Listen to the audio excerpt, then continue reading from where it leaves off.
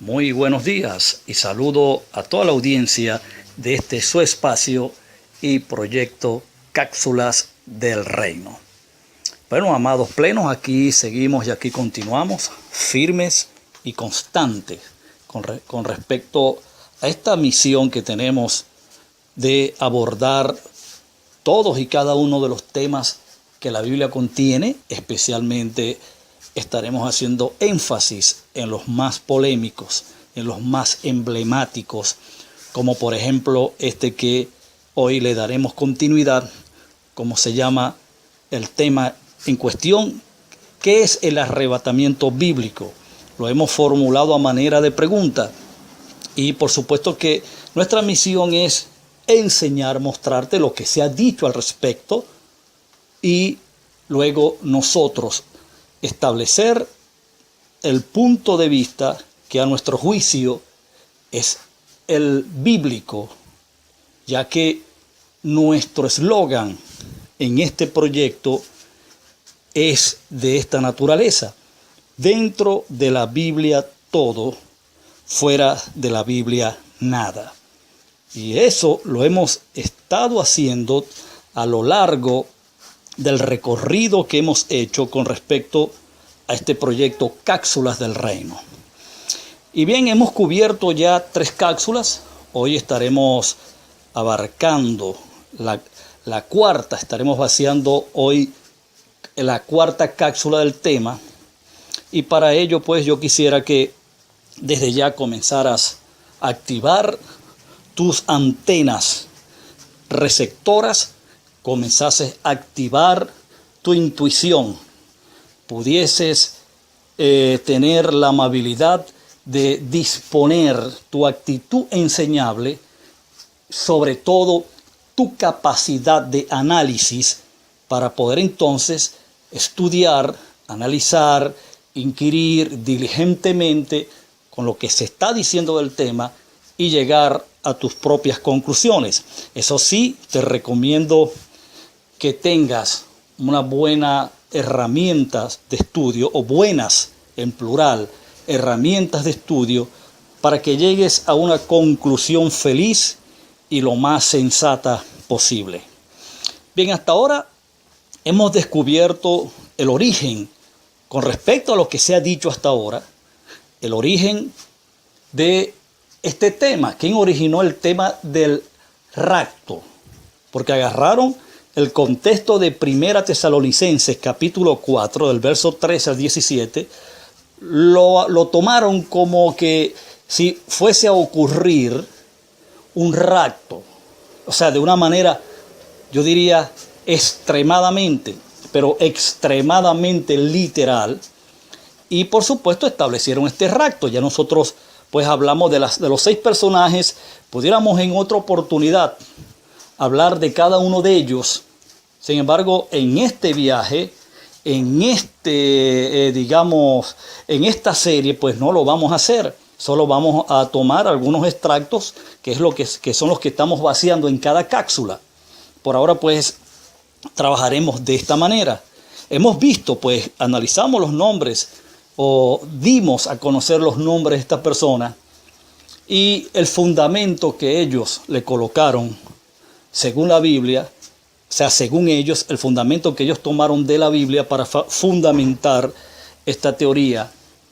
Y nosotros, pues, de una manera muy, digamos, elocuente, pero también responsable y sabia, dimos a demostrar que el fundamento al que ellos tomaron de la Biblia no tiene absolutamente nada que ver con lo que el apóstol San Pablo quiso decir en su carta, en la primera carta que Pablo envía a los tesalonicenses, en el capítulo 4, versos 13 a 17, que son las escrituras que se utilizan esencialmente para hablar del arrebatamiento.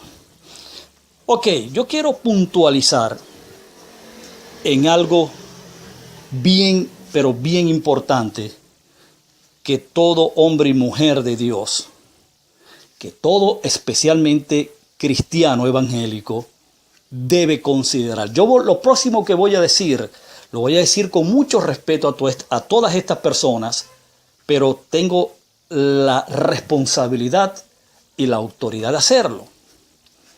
Yo quiero que ustedes consideren lo siguiente. La doctrina del rapto o el arrebatamiento, como hasta ahora se ha dicho, que forma parte o es la pieza fundacional de lo que es el esquema de las dispensaciones o el dispensacionalismo, este susodicho, este polémico rapto, es una doctrina 100% católica y de origen jesuita. Algo a lo que la Iglesia Evangélica Cristiana, me consta, es escéptica. Ahora, no solamente es el arrebatamiento, es cada pieza que compone lo que es el rompecabezas del dispensacionalismo. Es una teoría, un esquema fundado por una mentalidad católica. Y de igual manera, muchas de las prácticas que hoy se hacen en el cristianismo, muchos de los ritos y ceremonias que hoy se llevan a cabo en el cristianismo son de origen católico. Sin ánimo de ofender, yo creo que llegó un buen momento en la historia donde habrá que hacer las revisiones a muchos de nuestros conocimientos, a muchas de teorías e hipótesis y teologías que hemos abrazado a lo largo de 15, 20, 30 años. Yo creo que llegó un momento, es el momento propicio para revisar y ver qué es realmente qué es lo que hemos estado creyendo por tantos años y de dónde se originó. Yo creo que es responsabilidad de todos aquellos que se creen hijos de Dios y que de alguna manera enseñan y estudian la Biblia. Bien, esto lo quería decir como un punto bien interesante, con mucho respeto a la audiencia cristiana evangélica. Ahora yo quiero que te muevas a la carta del apóstol San Pablo a los tesalonicenses, en el capítulo 4 especialmente, el versículo 13. Es allí donde vamos a leer, es allí donde pues estaremos colocando el fundamento a este estudio llamado ¿qué es el arrebatamiento bíblico? De eso es lo que vamos a hablar. Bien, dice así el versículo 13 en adelante.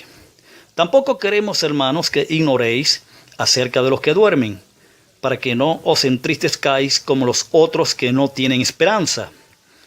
Note lo que viene, lo próximo que viene. Porque si creemos que Jesús murió y resucitó, así también traerá Dios con Jesús a los que durmieron en él. Por lo cual os decimos esto en palabra del Señor, que nosotros que vivimos, que habremos quedado hasta la venida del Señor, no precederemos a los que durmieron. Verso 16. Porque el Señor mismo con voz de mando, con voz de arcángel y con trompeta de Dios descenderá del cielo, y los muertos en Cristo resucitarán primero. Luego nosotros los que vivimos, los que hayamos quedado, seremos arrebatados juntamente con ellos en las nubes para recibir al Señor en el aire, y así estaremos siempre con el Señor. Bien, yo voy a comenzar a partir de esta cuarta cápsula en lo que es el tema del arrebatamiento a la luz de la Biblia. Si usted leyó conmigo, y lo ha hecho en otras ocasiones, y lo ha hecho reiterada y sistemáticamente, usted podrá ver claramente que el tema central que se describe en este contexto bíblico que acabamos de leer es la resurrección de los muertos o los que dormían en Cristo. Es decir, de todos y cada uno de los individuos que murieron plantados en esperanza de ser resucitados en el día final. Está hablando de esos muertos, de todos los santos del Antiguo Testamento, de todos los muertos en Cristo hasta el momento de la muerte y resurrección de Cristo. Entonces el tema allí, en ese pasaje o en esos pasajes, es la resurrección de los muertos. Ahora, como punto número 1 que quiero establecer en este estudio es lo siguiente. Una cosa es la resurrección de entre los muertos y otra cosa es la resurrección de los muertos. Por ejemplo, Cristo es declarado la primicia o el primero en resucitar de entre los muertos. Y sucesivamente en ese orden, la iglesia, que eran todos los individuos de todas las nacionalidades que existían en el planeta para el momento del primer siglo, para el momento que la iglesia tuvo lugar y origen en el planeta.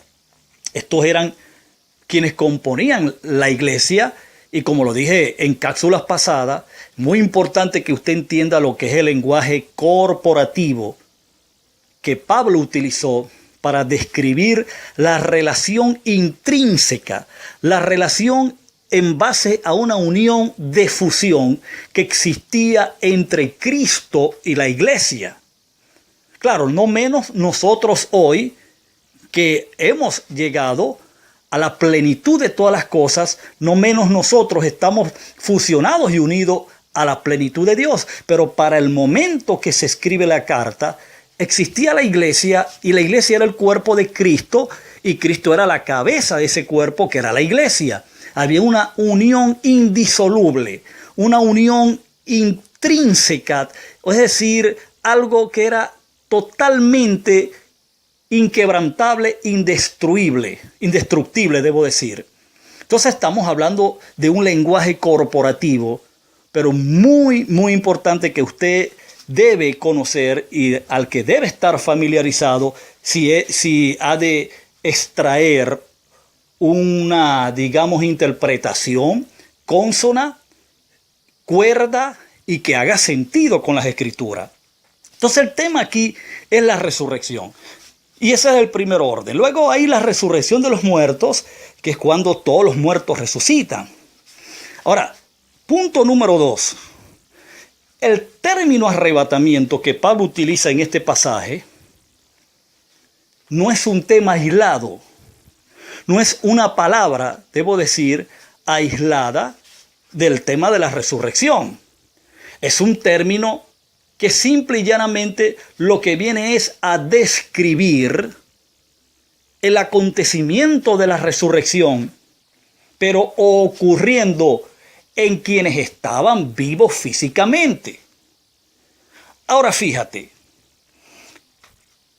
el punto número 3 que quiero poner ahora mismo en los 2 minutos que me quedan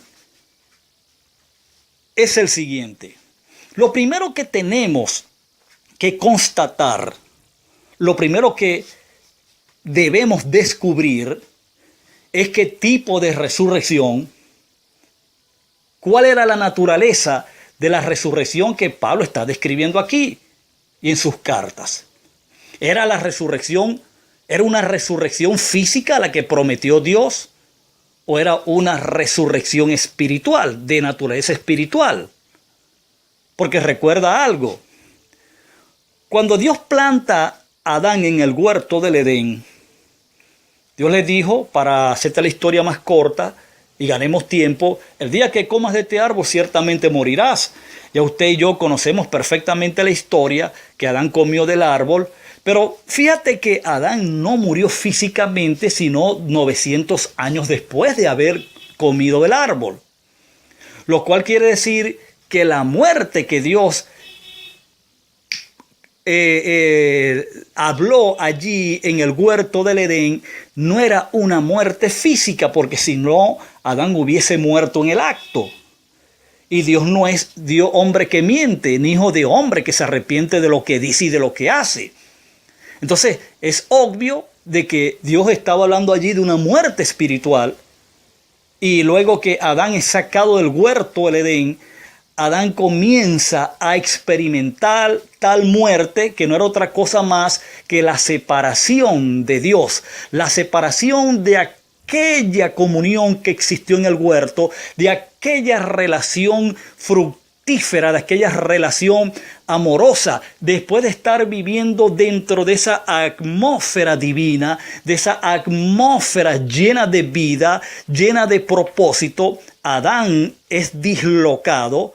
Él mismo, por su propia decisión, Adán queda exento y separado de aquella atmósfera, de aquella esfera divina, de aquella esfera santa en la que estuvo. Es decir, Adán incurrió en un delito que se llamó pecado, lo que muchos conocen como el pecado original, y por ende la consecuencia fue el pecado.